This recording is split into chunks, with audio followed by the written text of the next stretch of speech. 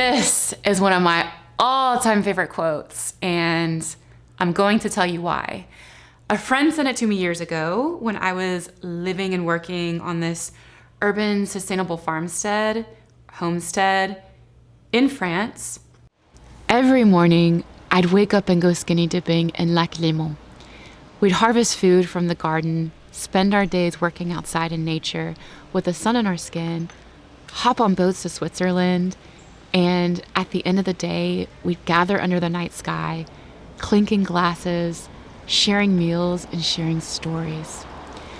It was with tired feet and a happy heart, I would fall into my bed, which was this bungalow cabin, and slip into a deep, deep slumber.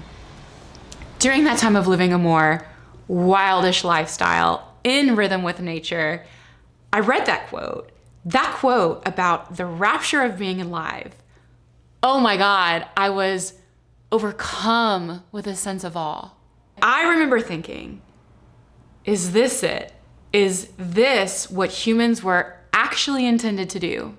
It gets at something I've been obsessed with lately, and for the past year, I would say, that deep, thrilling sensation of being embodied, of being alive, fully alive in all your senses, in the very throes of life itself, something deep down in your bones. Hi, long time no see. It's been over a year since I made my last video, and during that time, I would say I was far more interested in living life than documenting it. Honestly, I had to sort of find myself again. I spent time in search of being more embodied, more present, and making my way back into an instinctual life, aligned with the things I actually value. Needless to say, there has been a lot of dancing, a lot of late nights, deep, soul-wrenching conversations, travel to foreign lands, moments of beauty, of transcendence, of uncertainty. And somewhere along the way, I feel like I've started coming home to myself, to what makes me, me. Una cantadora, a speaker of tongues, a wandering and wondering bohemian for life, a lover of beauty, art, nature, culture, and human connection. And lately, looking around at mainstream life, I can't help but wonder, is this it? Like, is this what we're designed to do?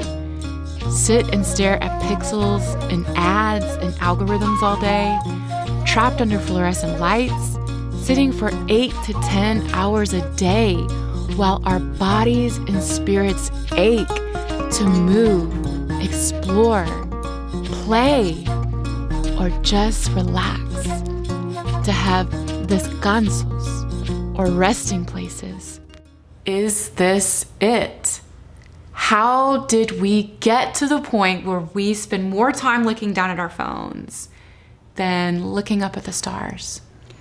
When women's lives are in stasis, ennui, it is always a time for the wildish woman to emerge. It is time for the creating function of the psyche to flood the delta. Yes, this is about returning to your God-given wildish nature.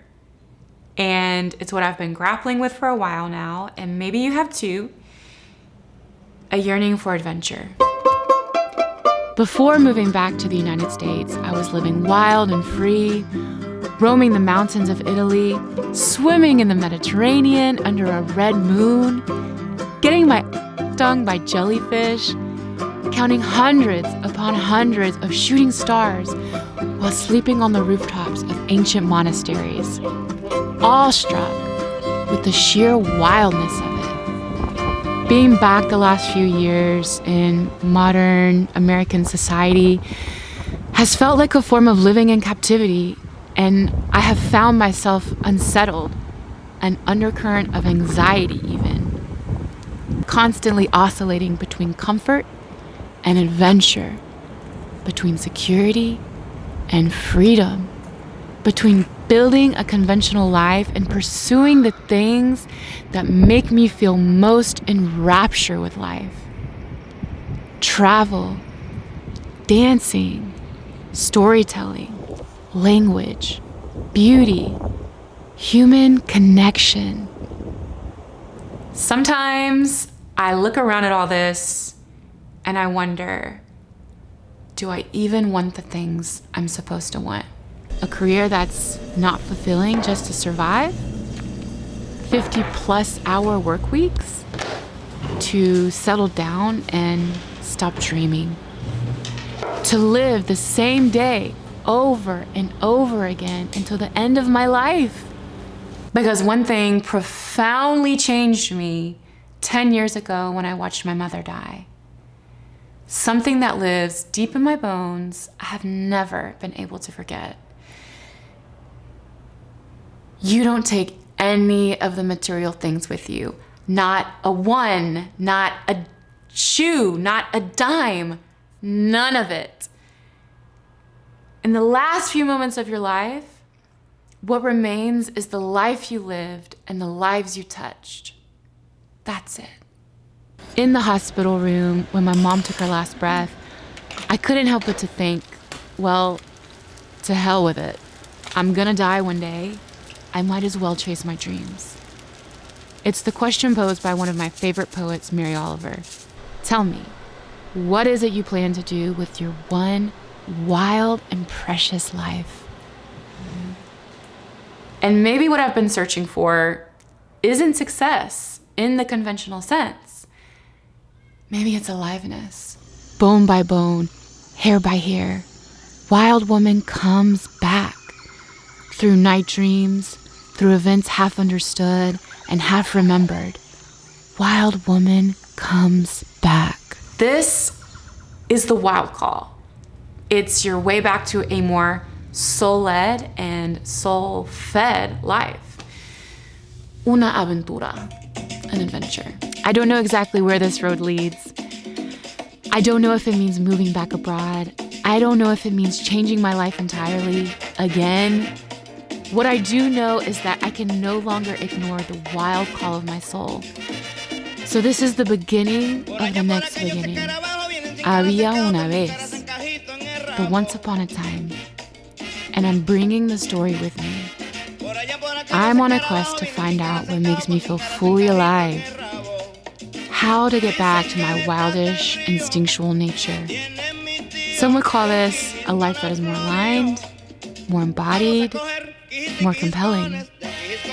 And lately, I've been doing a lot of living, but I've also been doing a lot of dreaming. And there's a storytelling venture I keep coming back to. I'll tell you more about it as I flesh it out in videos to come, but I can't seem to shake it. No matter how many times I set it down, it keeps calling me back. And frankly, when I think about it, I get these little tickly butterflies in my belly. Do you know the ones I'm talking about? So maybe, just maybe, it's time to listen. Maybe it's time to begin. So, what do you say? Do you feel the wild call too?